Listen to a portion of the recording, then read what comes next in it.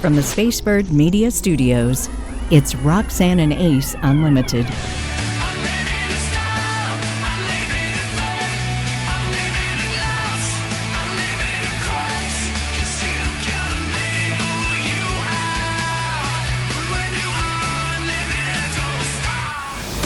Hey, we're Roxanne and Ace. This is Unlimited. Hopefully you are ready for a brand new year. Lots, of course, to celebrate. Thanks to our friends at My Brother's Cup and Birmingham Mortgage Group. How was your holiday? Absolutely great. We had some sickness in the family, so it was a bit COVID. I mean, when will COVID go away? I wish it would happen now. Yeah. But other than that, we had a fabulous gathering. I did a lot of cooking. A 20-pound turkey is a little monster going in there. That's a big old turkey. There's something about like leftover turkey that's better the next day. Like nothing against it when it's fresh out of the oven, but just like cold, dark meat out of the fridge whenever you feel like munching. I don't know. I'd much rather do that than a bag of chips. Well, and I turn to our viewers and listeners for advice on a perfect sweet potato casserole. Yeah. And since 10 people submitted the Ruth Chris Steakhouse sweet potato casserole, I thought it's got to be good. Yeah. I'm so excited. I had so many responses. It was hard to choose one, including from moi. So I still have to do your recipe. My feelings are not hurt that you didn't choose mine. When it's 10 people, I was and listen, it's so good. You need to lay down and have your nap right afterwards. It's just like, so how was your holiday? It was good. I had a quick little dash up to Michigan, got to see my older daughters, and then, of course, was here for Christmas Day to do all the stuff with Tanya and Ryan and Mia. And I will say, I was smart about it this year because my son got brand new bedroom furniture. Like he's all up to big boy stuff now that he's a teenager. And I paced myself going into Christmas because I was not about to spend all day assembling dressers and beds and whatever else. So other than his gaming chair, that was the only thing I had to actually put together. It was kind of a free-for-all. It was a very chilled day. And of course, always ends with me in tears watching, Jimmy Stewart and It's a Wonderful Life. That movie every year, man, it just suckers me in. But I will say this, it's a perfect precursor going into 2024 because you and I are always big on, what's your word of the year and that stuff. And for me, like being more creative and being more at peace is really kind of that place for me. But coming off of watching that movie again with those words in mind, and I hope too, wherever anyone is that's listening today, wherever you are in planning your year, and you might not even have plans, you're probably thinking 23 was terrible. Why should 24 be any different? But in realizing the butterfly snowflake effect that happens when you land on one thing and how unique not only the snowflake is within itself. No two snowflakes are the same, right? Every little flake is different. But then in that, and not to call us flakes, but just saying what it is.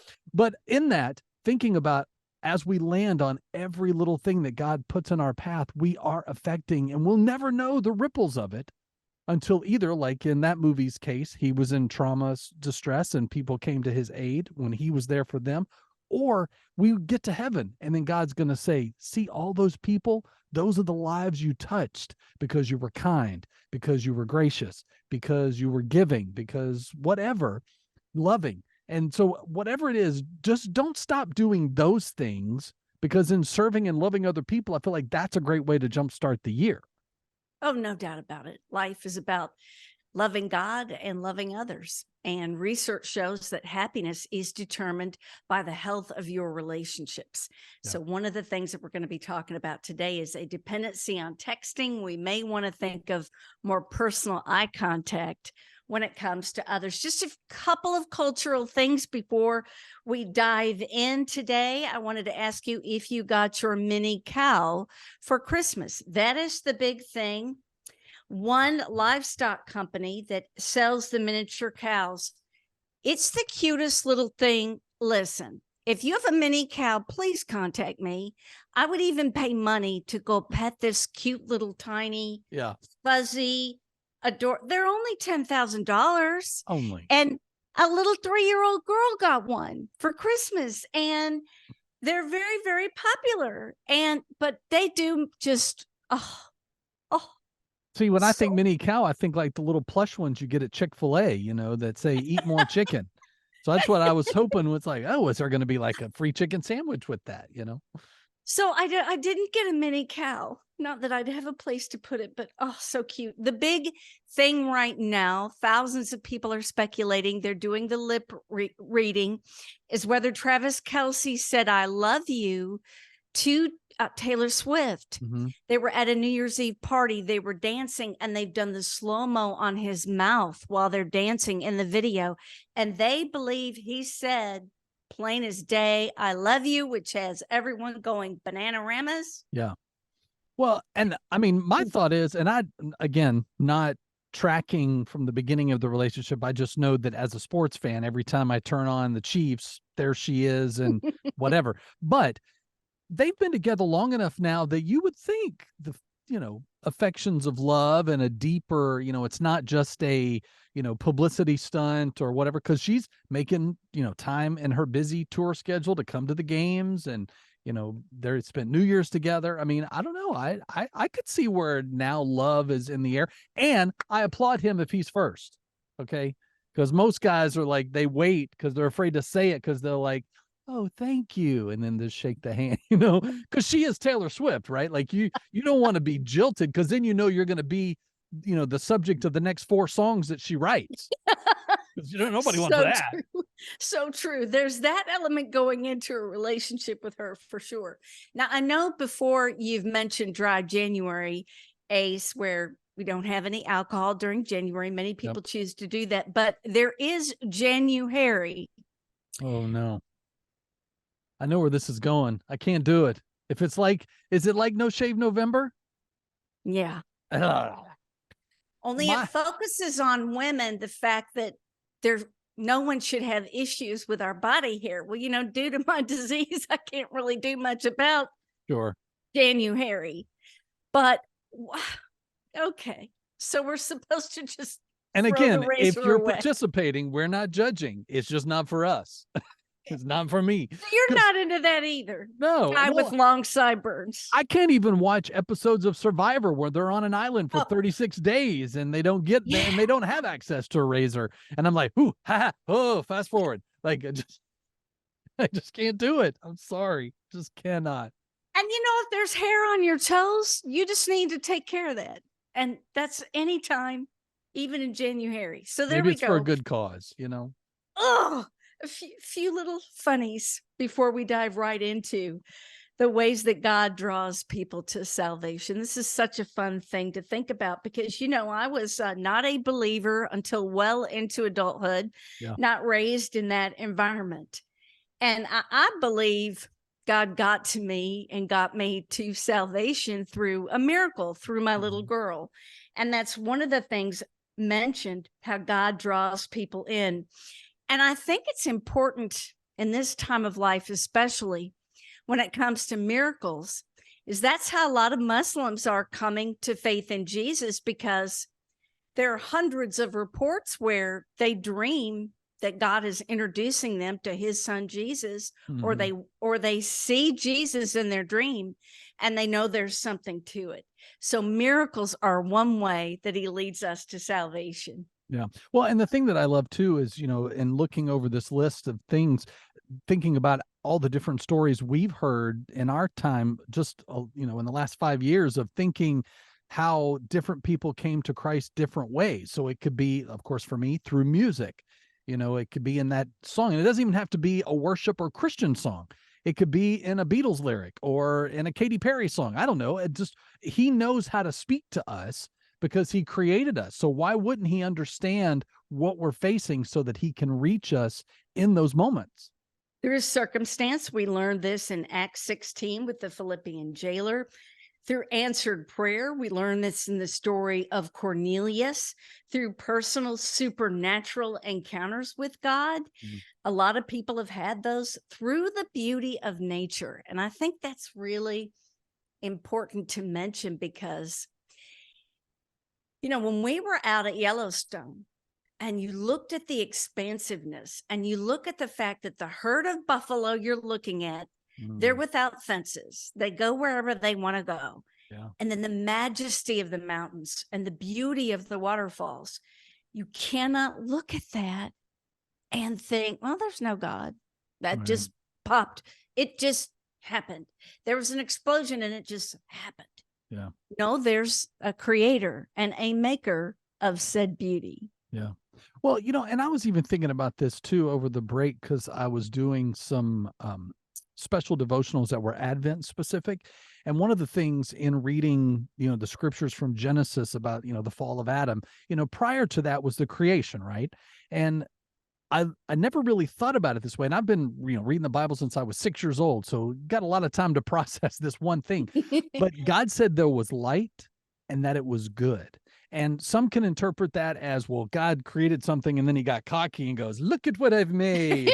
This is not a cake on a table. Okay. This is the fact of that light into dark places is a good thing. He is providing light into the darkness so that we don't have to bump into things and that we can have something to go towards. When they say go to the light, we're actually following him. And then once he lives inside of us, we get to also be that light.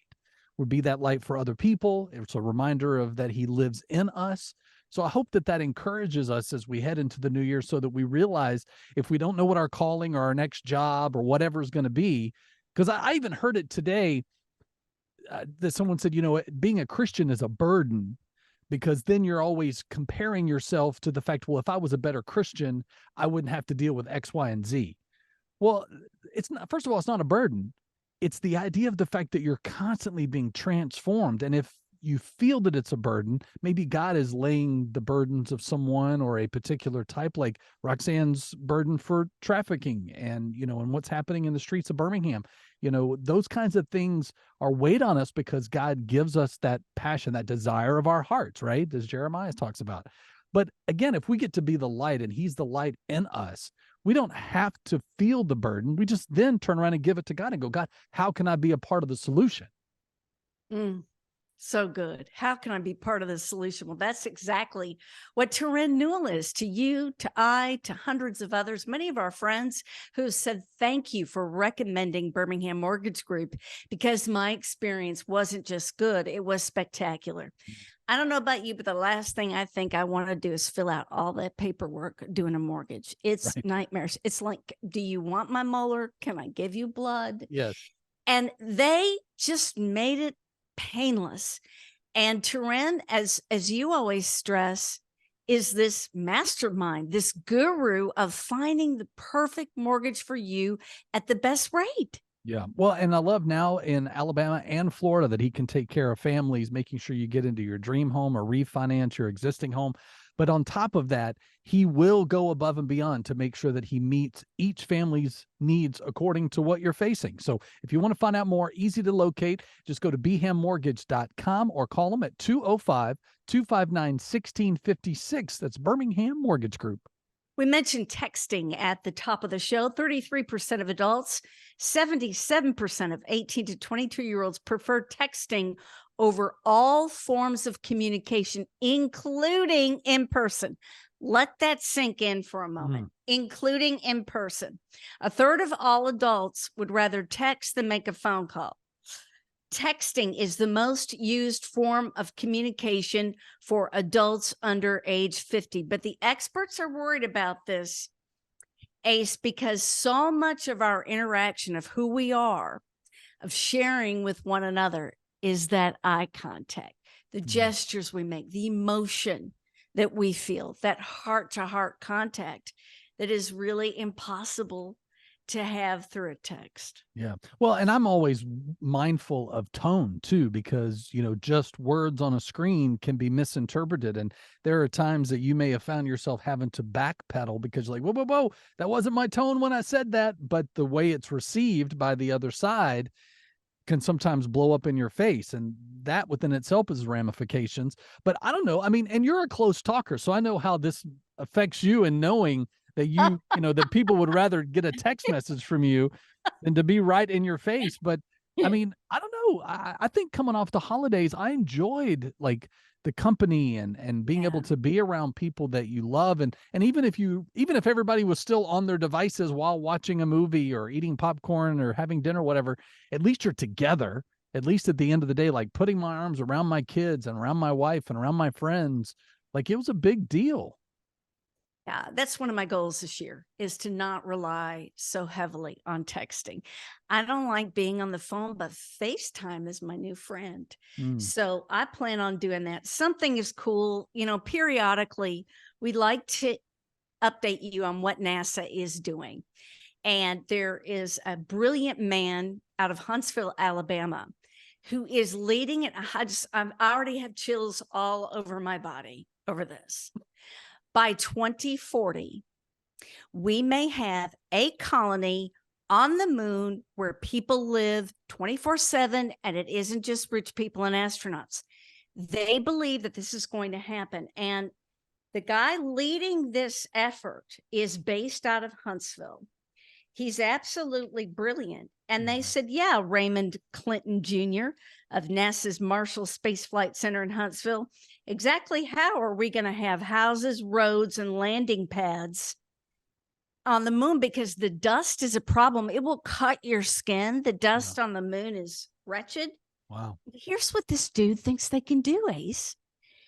Send 3D printers up there and print from the soil and make the parts for housing on the moon. I mean, I love the fact of the concept of that, but I've made it clear on previous shows that I do not want to go to space. I like Star Wars on the screen, you know, surround sound, DHX, all that stuff. Like, give it to me. But this planet's good enough.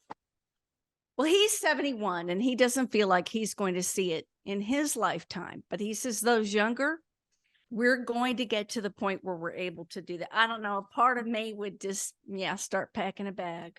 Seriously, it just. Well, by the time you're done with all your travels, the moon is the only place you'll have left to go. So why not?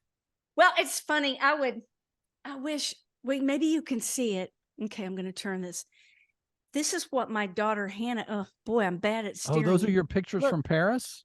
Yes. Oh, nice. She printed them and framed them. And yes, it's getting ridiculous though. In the living room, my canvases of travels go all the way straight to the ceiling. Wow. It's really fun. All right. Speaking of future, I know how you feel about this too, but I'm working on you. I am working on you. Trying to break me this year? Yes, Waymo. What is that? It is driverless cars in San Francisco. And they sent 3 reporters from New York to experience it, and a lady's in the back seat being driven by this car in San Francisco, of all places. That's a highly congested, really hilly place. It would be a little scary. She said what was weird is the wheels turning by itself, and a part of you is like, wanting to grab the wheel. Sure. I don't know. Well, and I don't know if you've seen the new Julia Roberts movie that's on Netflix right now, but it's kind of a futuristic, like they're like something massive happens and you lose like all technology. Like it's clearly an alien invasion of some kind. Well, the first thing that tips them off is the fact that they're trying to get out of town, and there is this long line of what looks like traffic, but what it is it's all the driverless cars that have actually wrecked into each other because somehow the signals got crossed and they just are going at top speed, just bam, bam, running into each other. And so they're sitting there and they realize what's happening and they see cars coming behind them and they're like, get out of the car, get out of the car. So it's stuff like that that goes on in my head that I'm like, yeah, no, I'm good. Forever good? I mean, what if? Until I see consistency without flaw, then, I know I should have a little faith, but I am not your test subject. You cannot give me some cheese and I'll run around the race.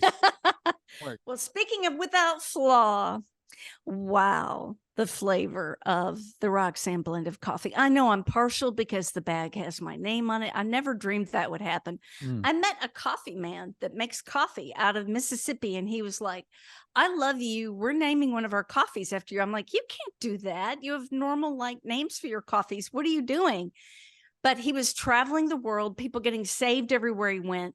And as I looked at the people getting saved as a result of him entering a company, a country with coffee, Mhm. I couldn't stop crying. They came from all corners of the radio station. Yeah. He said, that's it. You pick it out. I'm going to name it the Roxanne Blend.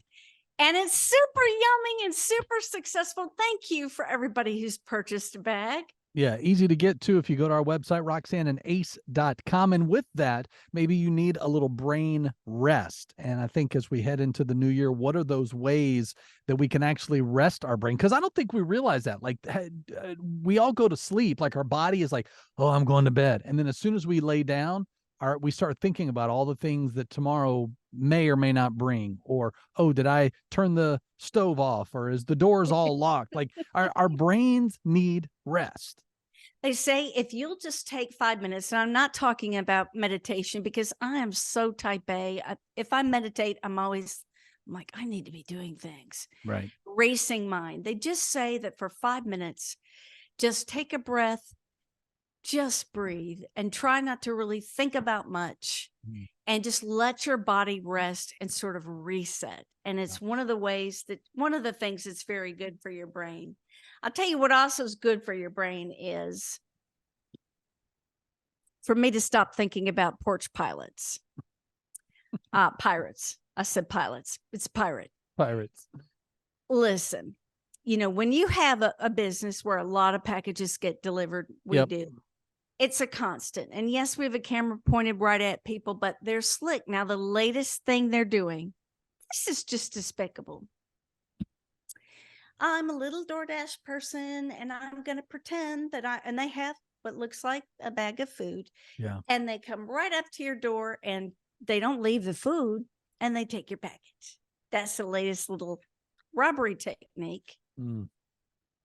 Well, and I was going to ask, because I know because you guys do that as part of your business, have you had to do a lot of like return business where people are like, hey, my package didn't show, or hey, I know it was delivered, but it was taken. Like, have you had that? Yeah.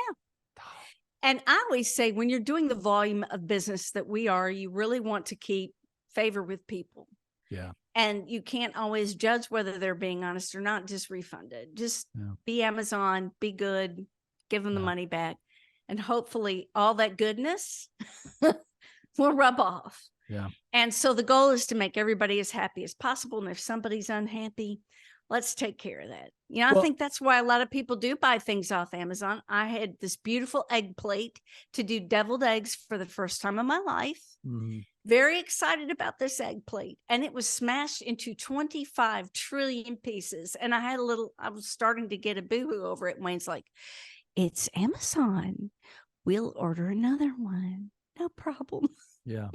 Well, and I will say, like, and this is where I could never be one of those that steals, because like I would get like, Granny's Afghan, or, something, that, like a little tea set of some kind that's like for a little kid. And then I'd feel guilty because it's like you don't know what the value of what's in those boxes, but now with this day, so many people do have like the Ring cams and, some kind of surveillance where they can, if somebody walks up on their porch, they can see.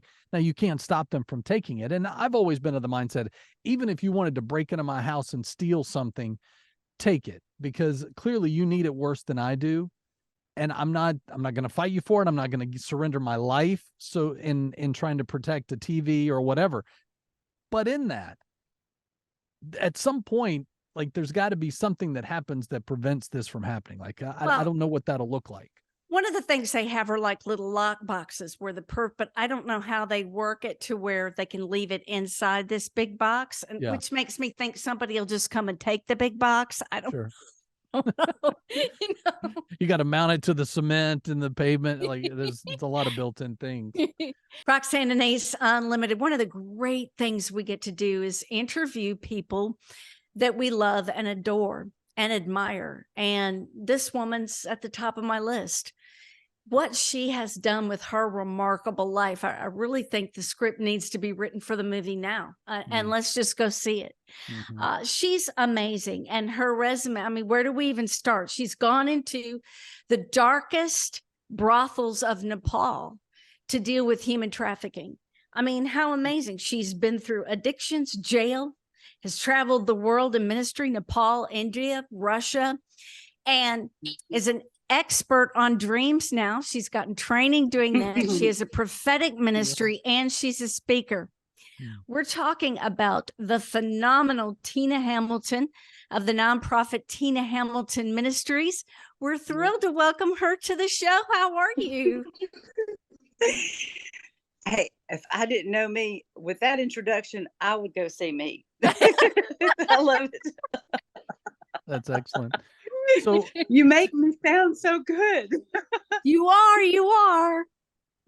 And oh, Tina, it's so good to see you. For those that have heard you speak or they see you even now, they would never believe the dark places that you've been and how God has risen you out of that. Take us back a ways to that moment, or even to a time, because there's been several moments in your life where God has shown up and show out, but I'll let you tell what part of the story that you feel like is on your heart today.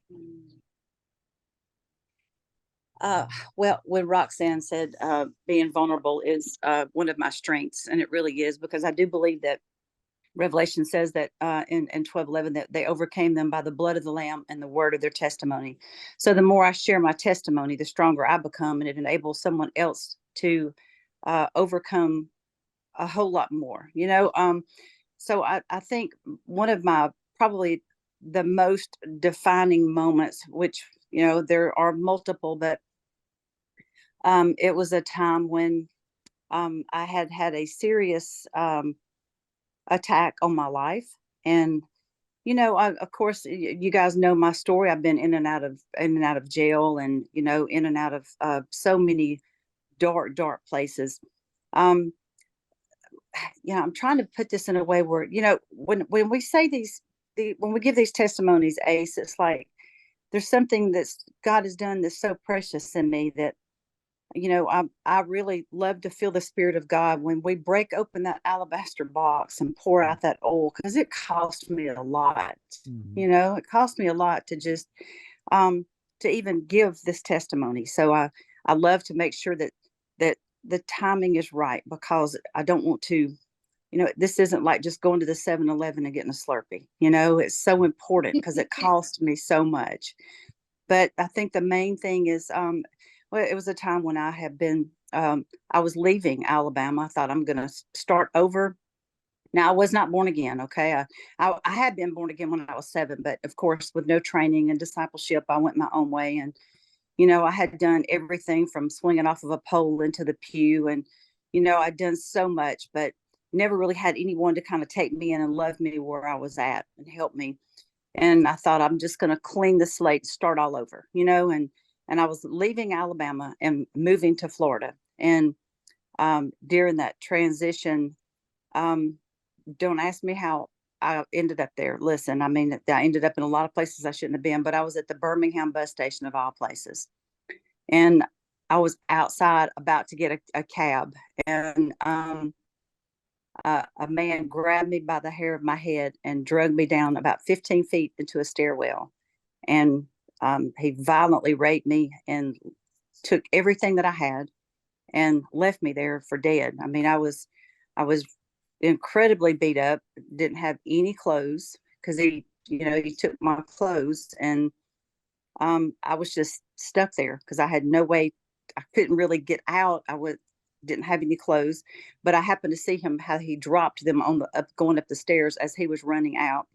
And, someone passed by, and I just tried to yell out and ask them to please toss something to cover me up down there. And somebody just tossed it down, and like a piece of trash, and there was such a breaking in that moment that I thought there's no way that people can actually just walk by someone that's been hurt and just beat up and had their throat just completely, broken in two. But it was like just stepping over a piece of trash. And it's like it's not like I heard the audible voice of God say, you have to go and get some help or you're going to die.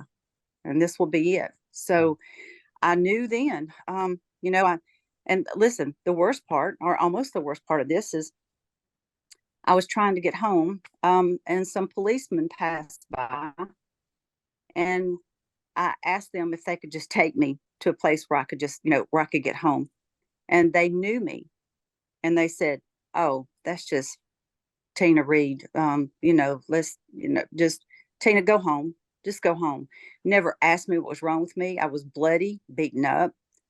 They took, I mean, I had nothing. I had no phone. I had no money or anything, and just left me there and told me no, and I was, so anyway, I could go on and on and on, but that was such a defining moment in my life where I knew I was about to die if I didn't make a change.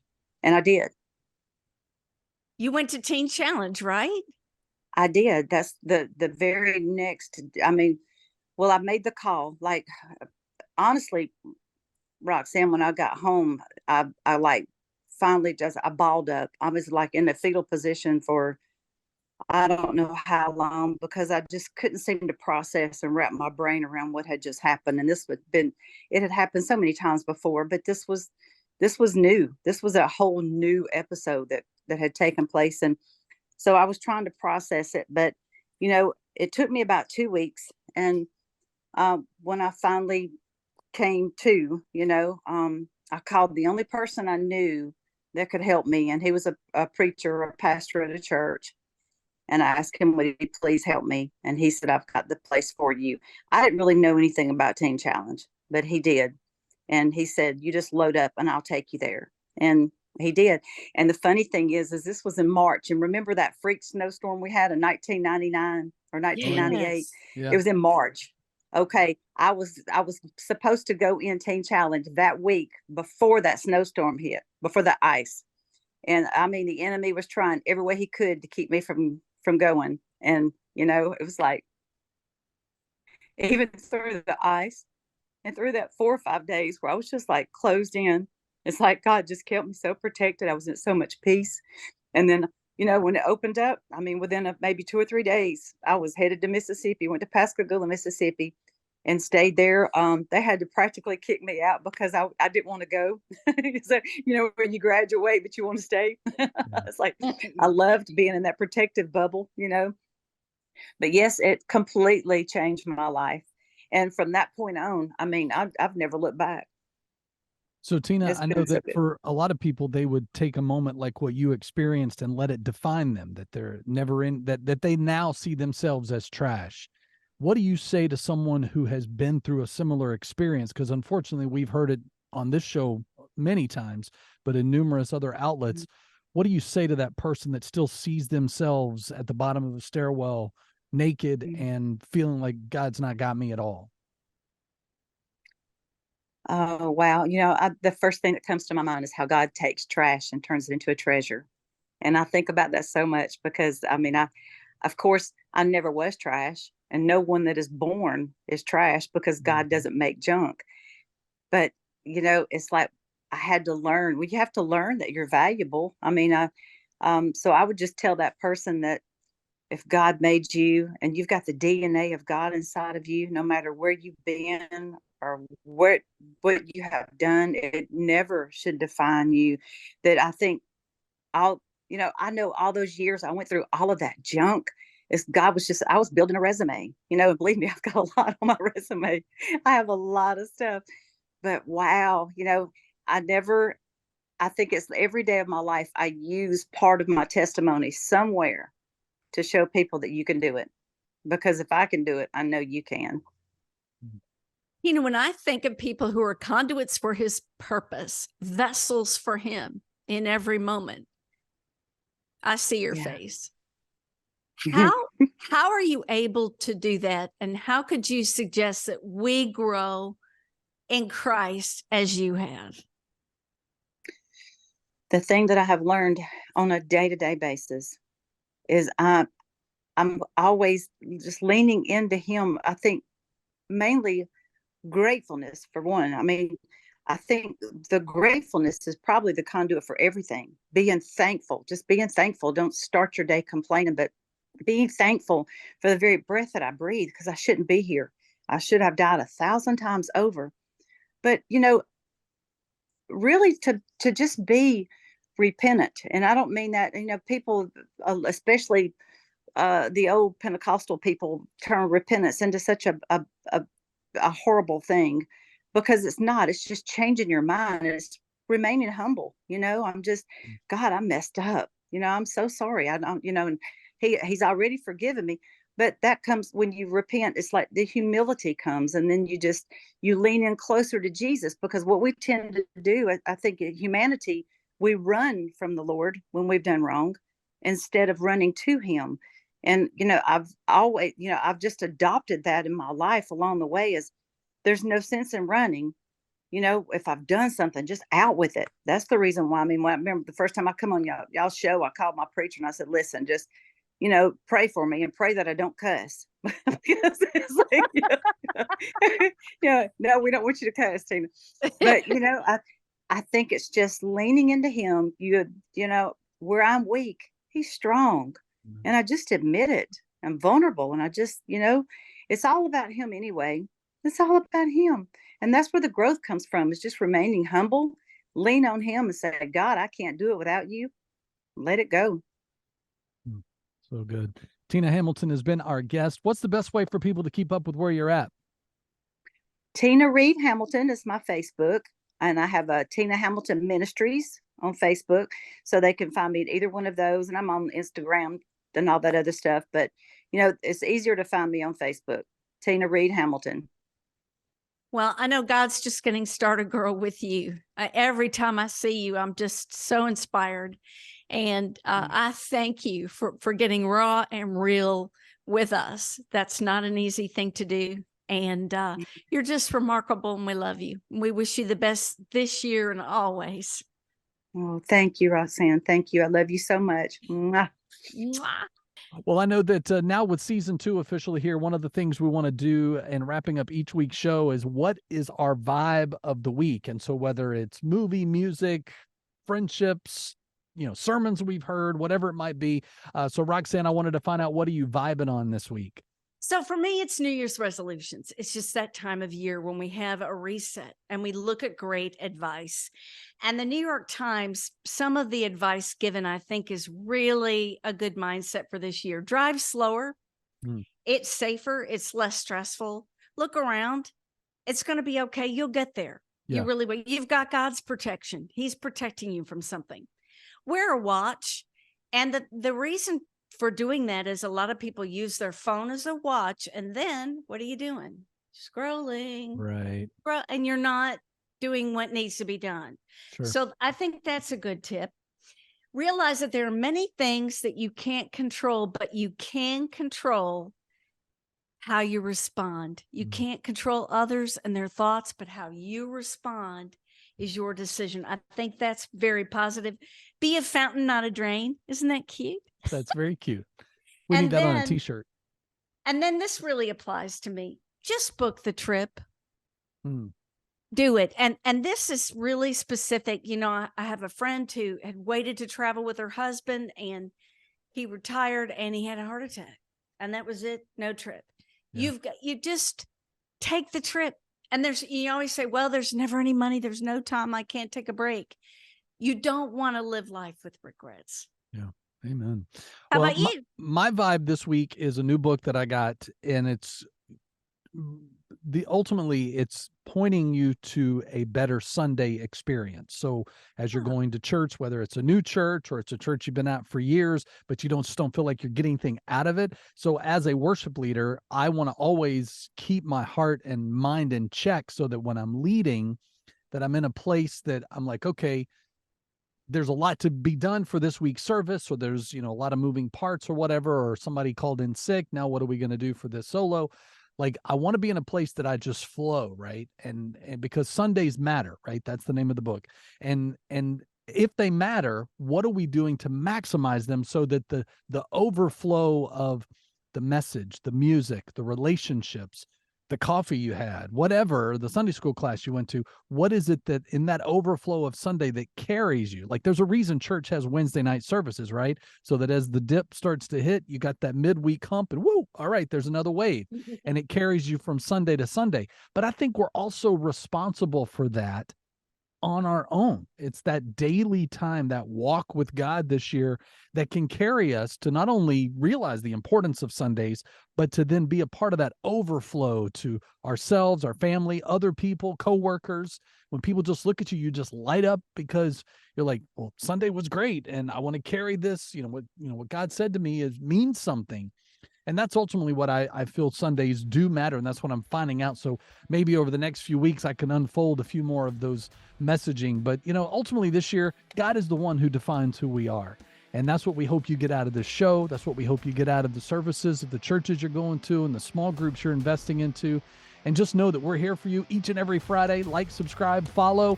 And thanks again to My Brothers Cup and Birmingham Mortgage Group for making this week and season 2 possible. And we'll see you again next Friday. Roxanne, I love you. Love you so much. You've been listening to Roxanne and Ace Unlimited. To make sure you don't miss future shows, you can subscribe anywhere you like to podcast and catch up on anything you've missed. Find out more at roxanneandace.com. Roxanne and Ace Unlimited is a production of Spacebird Media.